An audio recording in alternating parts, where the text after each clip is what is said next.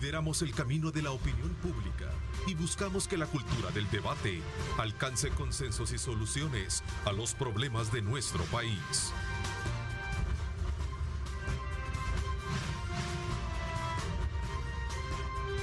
Diálogo con Ernesto López. ¿Qué tal, amigos? ¿Cómo están? Qué placer enorme saludarles a ustedes. Gracias por estar con nosotros a esta hora de la mañana. Como siempre, agradecemos a Dios Todopoderoso por darnos ese privilegio de poder ingresar hasta la intimidad de sus hogares. Vamos de inmediato en este jueves 18 de noviembre a hacer un abordaje de un tema importante y vamos a poder dejar a un lado aquellos aspectos que tienen que ver con el quehacer de la política per se. Sin embargo, no podemos obviar algunos aspectos que tienen que ver con la vida social, que están inmersos precisamente con el tema de la familia en el contexto de una situación como tal que vivimos y ese tema de los valores tanto morales como espirituales que son importantes tenerlos presentes. Bienvenidos y quiero darle la más cordial también bienvenida a nuestros invitados, el pastor Juan Carlos Asbun de la Iglesia Cristiana Quemuel. Bienvenido, gracias por aceptar la invitación. Un saludo a todos, buenos días, Dios les bendiga, un honor y un privilegio estar aquí.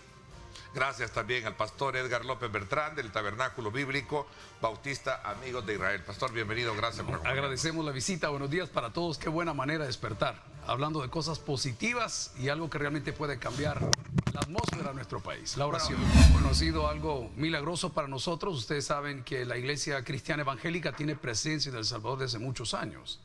Y no hemos tenido el reconocimiento que se ha tenido con la iglesia tradicional. No es algo que estemos pidiendo ni cabildeando para tenerlo, simplemente nos sentimos honrados. Ni verlo de competencia No, también, en absoluto. Es más, en el día de oración yo hubiese esperado ver algún padre, algún otro sacerdote con nosotros. No fue así, no tengo la menor idea por qué. Nosotros fuimos convocados, invitados y por supuesto que vamos a ir a todo lugar donde tener el privilegio de hablar sobre y acerca de la palabra del Señor. Fíjese que en medio de tantas circunstancias, Ernesto, El Salvador tiene cosas que tal vez no valoramos. Y el espacio para hablar de Dios, que es casi prohibido en algunas instancias o sociedades, en El Salvador es bien abierto. Y que se conmemore no un día, sino 2, 3 tiempos de oración, es un reflejo de la fe del salvadoreño. Porque el salvadoreño es alegre, probablemente en muchos aspectos en fútbol no nos va bien, lo sabemos, pero si usted observa, hay fe, o sea, tal vez un poco variada por la pandemia.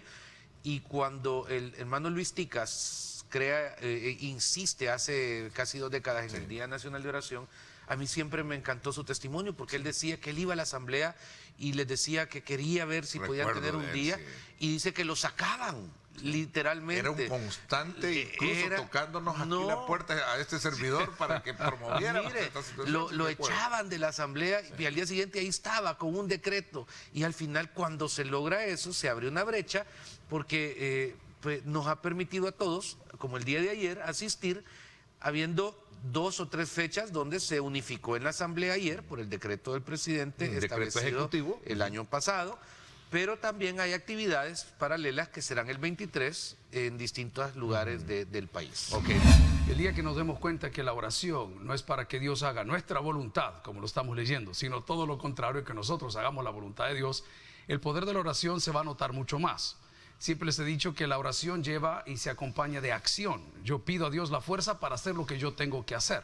Eso es lo que la iglesia debe de estar haciendo hoy. El día de ayer, por haber asistido a este evento, se politiza, ¿verdad? Ahora se confirma la alianza de la iglesia. Nosotros no tenemos alianza con nadie más que con Dios. Qué buena esa aclaración, porque al final creo que estos espacios sirven para ello. Por supuesto. Hay una alianza, afinidad o lo que sea para con, digamos, con el actual momento político del país de predominancia. Creo que nuestra alianza es con el país, como debe de ser la de los empresarios, como debe de ser la del órgano ejecutivo, legislativo y judicial, con el país. No es una alianza con la actual administración, mucho menos con el partido. A diferencia de anteriores administraciones que nos buscaban a nosotros en campañas políticas, que nos buscaban a nosotros para tomarse la foto, que nos buscaban a la iglesia evangélica, no a nosotros. Las cosas hoy han cambiado, hoy hay espacios. Ustedes pueden ver lo que se hace a través de muchas iglesias, en centros penales, en todos hay espacios. Antes tal vez no lo sabían, no hubo.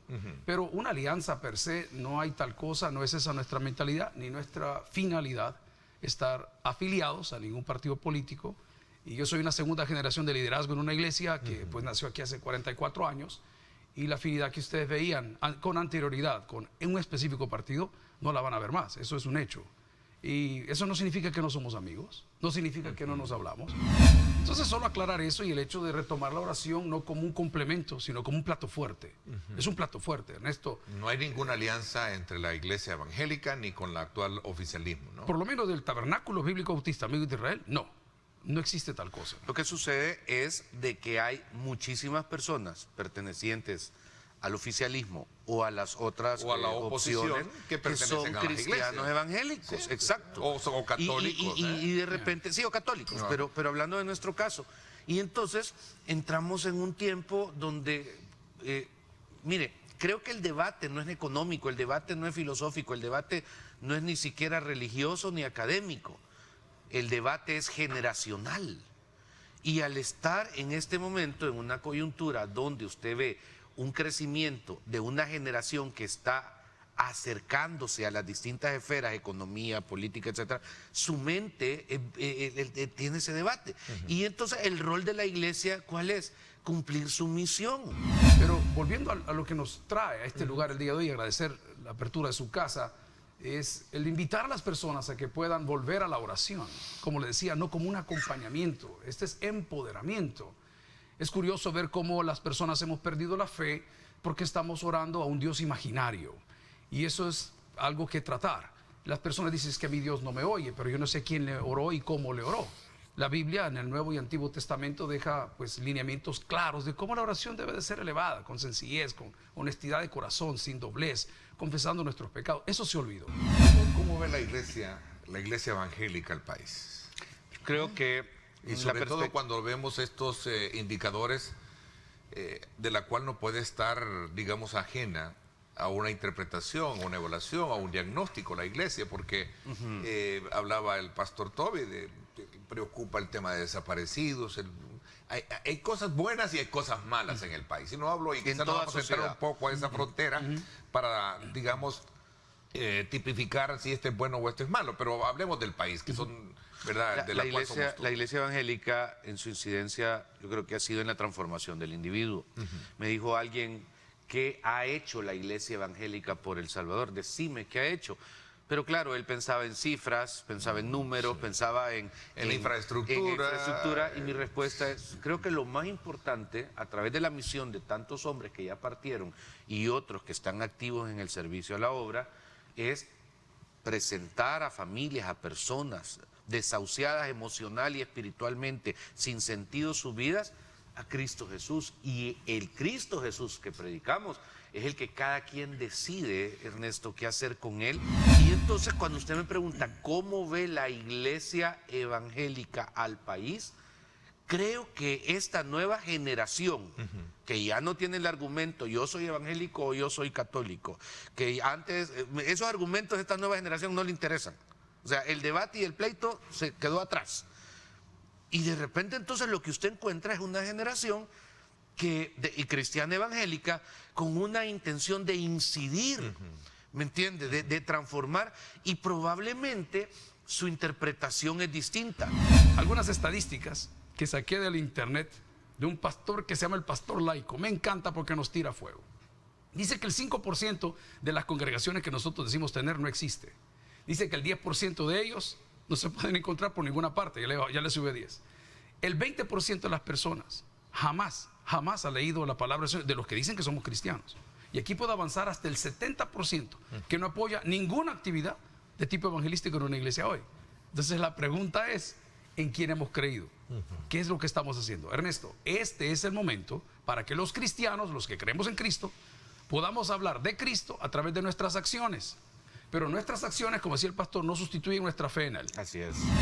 ¿Todo esto de la pandemia ha logrado de alguna manera consolidar más esa fe?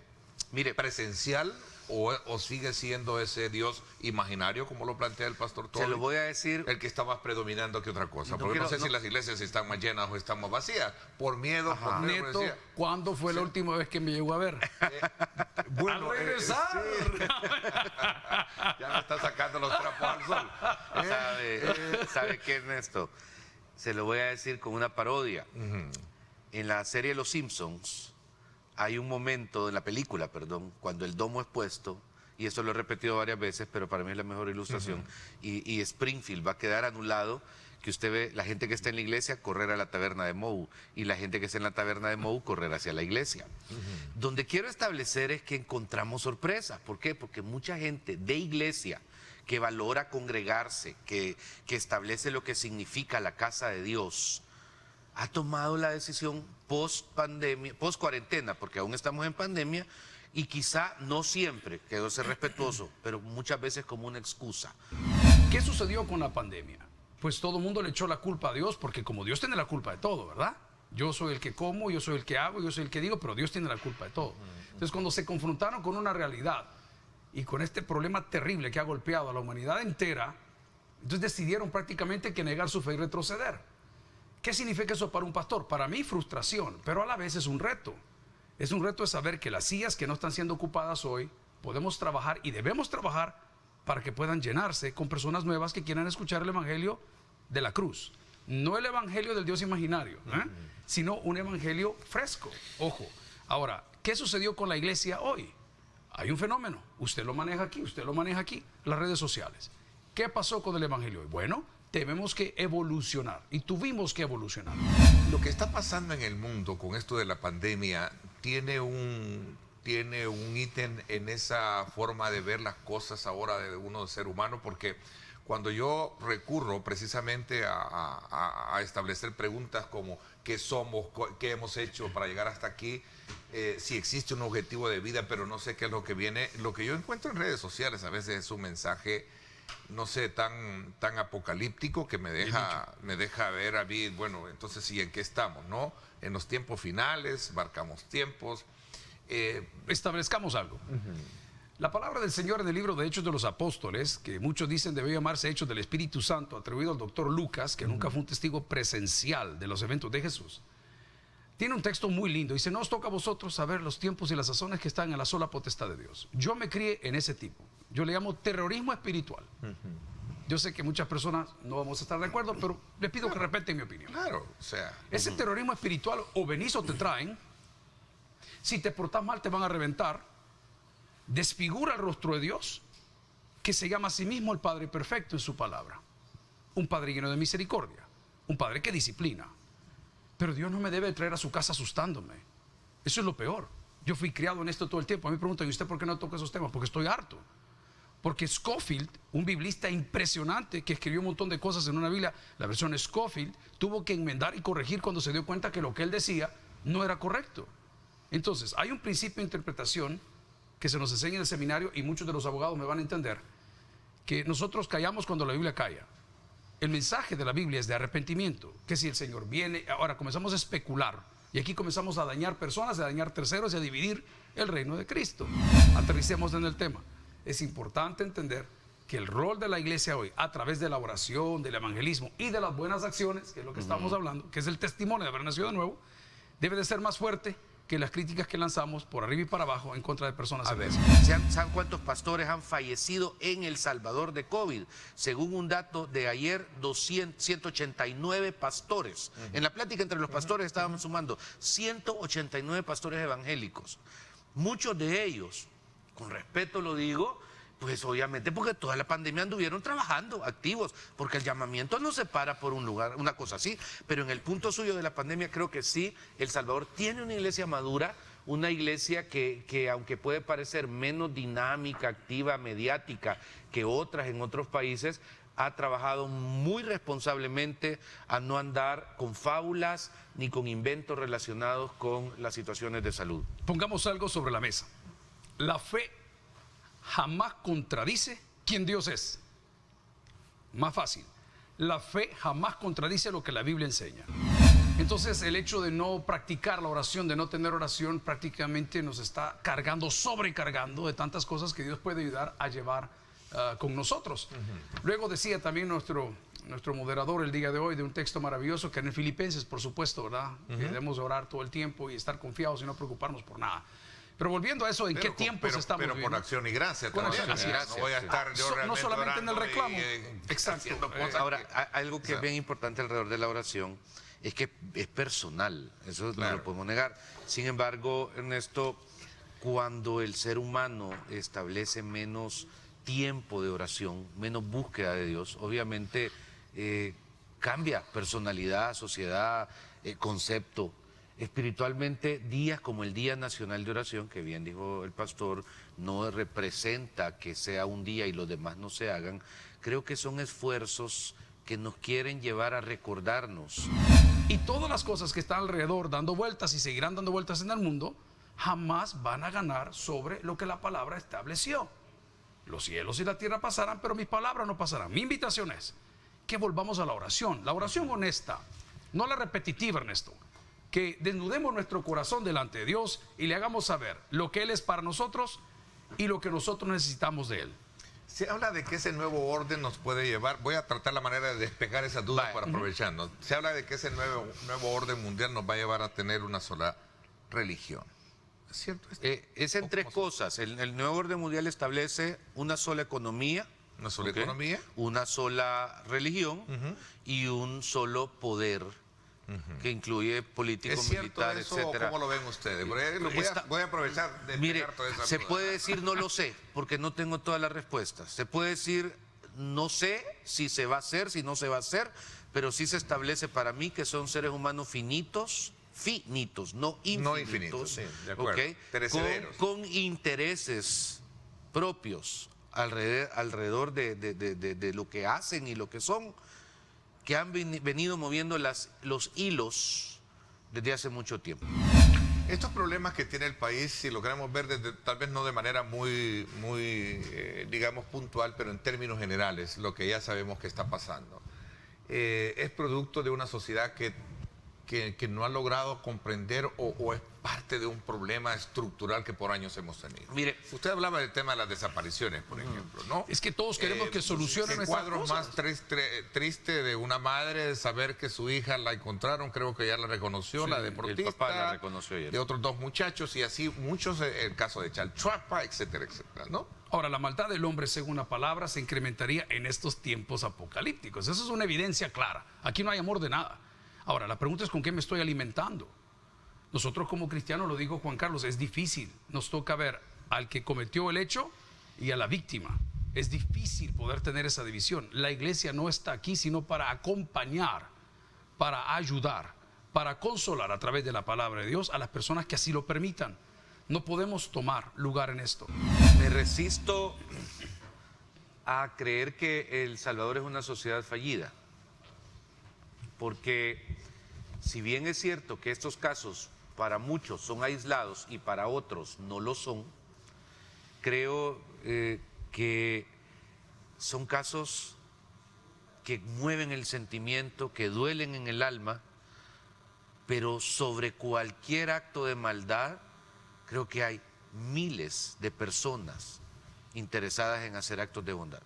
Bueno, el tiempo se me fue. Quiero agradecerles el que nos hayan permitido sumar este tipo de modalidades de programa, ¿verdad?, de contenido, sobre todo en un país que creo que es importante tenerlo presente, ¿verdad? La oración, independientemente del credo, ¿verdad?, o la religión a la que realmente pertenezca. Yo creo que eso es bien importante. Amén. Pero lo más importante es tener esa fe, ¿verdad?, para poder de alguna manera superar cualquier tipo de situaciones que pueda amarrarse en uno. Así es que yo les agradezco a ambos el que me hayan permitido gracias. compartir este programa esta mañana. Gracias a los amigos, felicidades y gracias por el cariño. Oremos, acerquémonos al Señor confiadamente. Gracias también. Gracias. Esta mañana nos acompaña en la segunda parte el ministro de Trabajo, Rolando Castro, y vamos a hablar precisamente de un recién evento en el cual se denominó Premio Nacional al Trabajo o de Trabajo Decente. Ministro, bienvenido, gracias por acompañarnos. Buenos días, Neto, siempre un privilegio compartir contigo estas cámaras.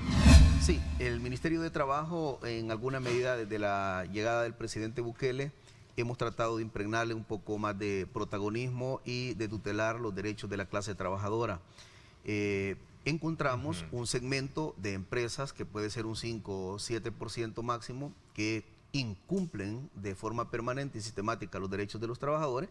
A todos ellos en lo largo de estos 2 años y 4 meses hemos tratado de darle seguimiento y tenemos multas, incluso impuestos, procesos sancionatorios. Pero luego nos preguntamos por qué encapsular en una sola caja el tema de la irresponsabilidad empresarial cuando tenemos buenos empresarios en este país, buenos empresarios y empresarias. a tal grado que estos empresarios con sus empresas están por estándares nacionales e internacionales. Fue como sale la idea y decimos, hay que premiar a los buenos empresarios de este país. Y es así como se define una serie de criterios, ítem para hacer una evaluación, y lo primero que se define es otorgar un premio que tenga no solamente una connotación nacional, sino también internacional. Y para ello llevamos la homologación de carácter legal que pide OIT y la de carácter legal que tiene el país. Así que en esa homologación que hicimos se hizo la definición de criterios, y al final, Neto, cuando nos pasaron que era una situación bien rigurosa, yo planteé, miren, en este país no vamos a encontrar muchas empresas. Paradójicamente salió que muchas empresas en este país no solamente están por los estándares nacionales e internacionales, están por encima de ellos. Así que logramos definir el premio nacional al trabajo decente, hemos hecho una premiación y por supuesto todas estas empresas que han sido analizadas de forma exhaustiva por un equipo multidisciplinario, estas van a tener algunas adquisiciones y algunos derechos más que cualquier otro tipo de empresa. Estaba viendo un poco las cifras. Sí. Se espera una incorporación alrededor de 4.700 plazas de trabajo. Esto como parte del programa Oportunidades, si lo queremos ver desde el punto de vista ya más específico de una política de gobierno, ¿no? Sí. Primero, para cerrar el tema del premio al trabajo decente, nosotros este mismo día estamos informando el listado de todas las empresas que han salido premiadas con este reconocimiento. Este acto que se hizo muy fuerte en el Teatro Nacional. Lo primero es informar a todo el gobierno que estas empresas han cumplido no solamente con las buenas prácticas en El Salvador, sino que aún más estas empresas están fomentando el trabajo decente. A todo el Estado salvadoreño se le va a informar del listado de estas empresas. Segundo lugar, lo estamos enviando a OIT para que OIT ramifique a todos sus países, que son todos los países que forman parte de la ONU, para que se informe a nivel internacional de este premio. Tercer lugar, somos el país líder de Centroamérica en este momento, fomentando el trabajo decente tal como las normas internacionales lo han establecido. En estos 2 años ya mandamos un mensaje de que hay autoridad para actuar cuando se vulneren los derechos de los trabajadores. Pero ahora vamos con la parte estimulativa e incentivar al sector productivo. Te cuento, Neto, que ese mismo día que estábamos llevando el acto, 30 minutos antes, me llamaron cerca de 50 empresas preguntando cómo accesar al premio. ¿Cómo accesar al premio? Hubieron empresas que cumplieron todos. ¿Cómo cerramos este año? En términos de empleo, muy bien. El país, cuando ha tenido sus mejores momentos de crecimiento de empleo, ha sido 11, 13, máximo hasta 15,000. Al mes de marzo de este año, aquella caída de 80,000 cotizantes que habíamos tenido en el sistema de pensiones, lo habíamos recuperado en el mes de marzo. Al mes de julio ya teníamos 21,000 nuevos empleos adicionales a los perdidos. Y con el programa Oportunidades vamos a insertar 7,000 nuevos empleos hoy en noviembre y diciembre. Estamos hablando de un crecimiento, una proyección de crecimiento en términos de empleo en El Salvador, cerca de 30,000. Probablemente pasemos a cifra, algo inédito en la historia del país. A ver, estamos desde luego bajo esa lógica de ver los cambios que ha tenido precisamente el programa, por ejemplo, también temporal de trabajo. Este cambio que ha existido, ministro, con relación a las relaciones con los Estados Unidos. No puedo pasar por alto preguntarle, ahora que ya lo tiene, relaciones exteriores. Pues nosotros, hay 190 países con los que estamos trabajando el programa de migración laboral. Yo prácticamente lo dije ayer, Neto, yo ya no quiero un tanto polemizar en esto.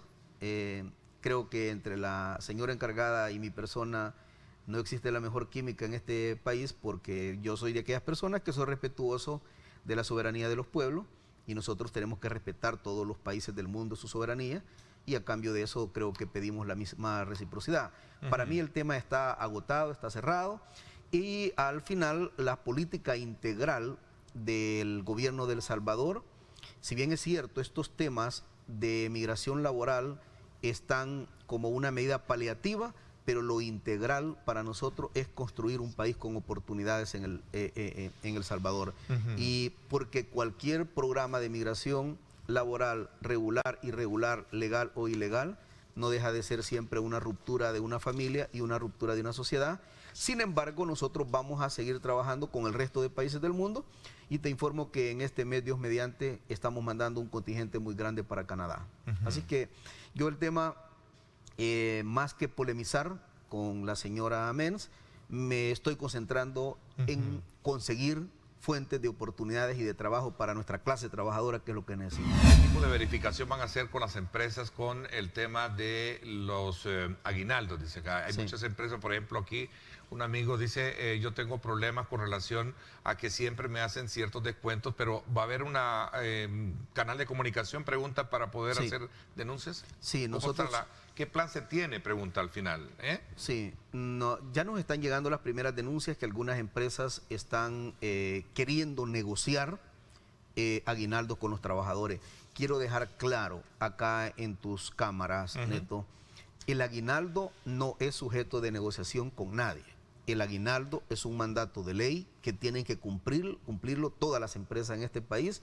Y te informo que del 15 de diciembre en adelante lanzamos cerca de 600 trabajadores del Ministerio de Trabajo a verificar todas las empresas en los 14 departamentos de este país con una estrategia muy fuerte que estamos armando. Defiende tu aguinaldo.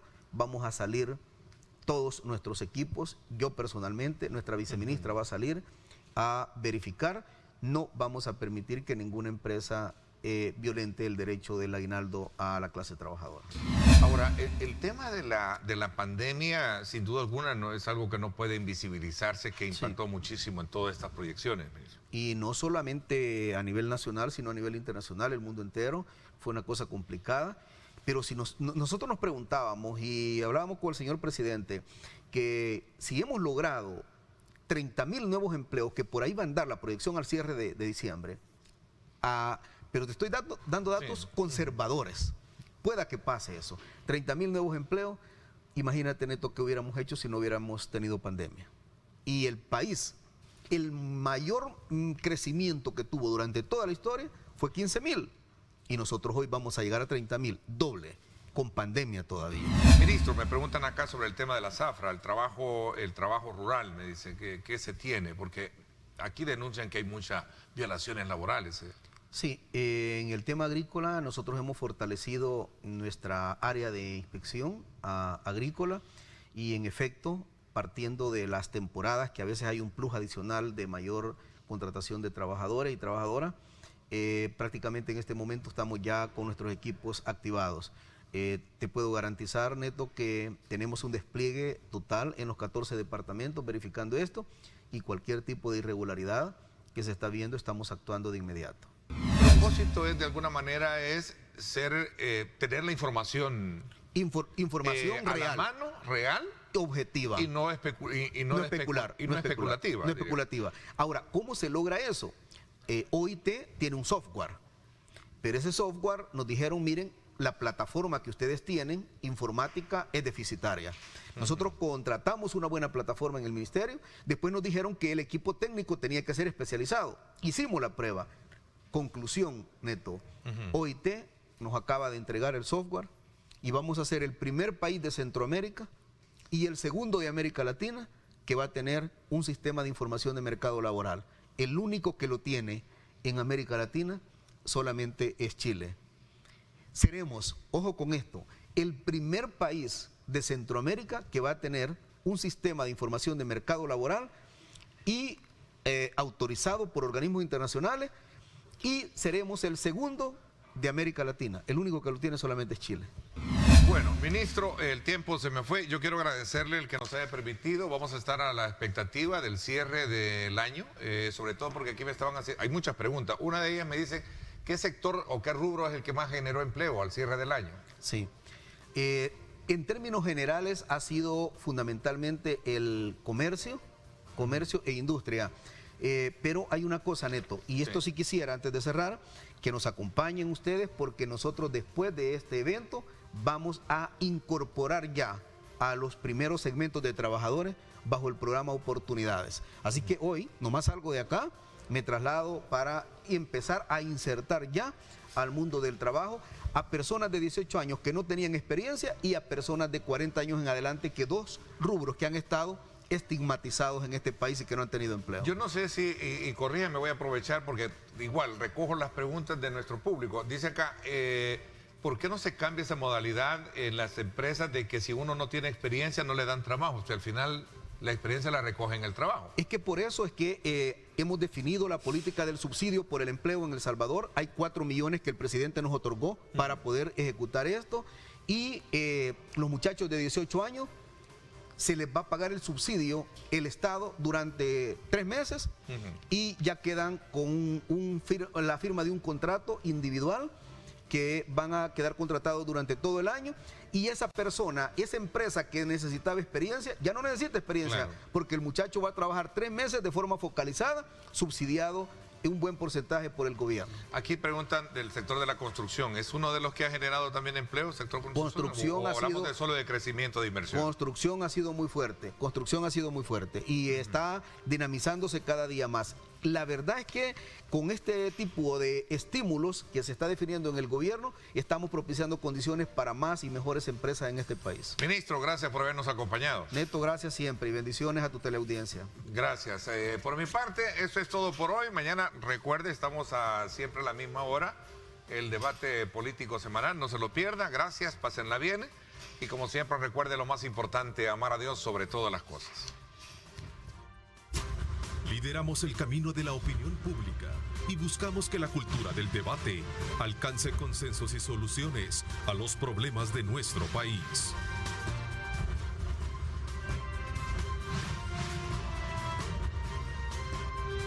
Diálogo con Ernesto López.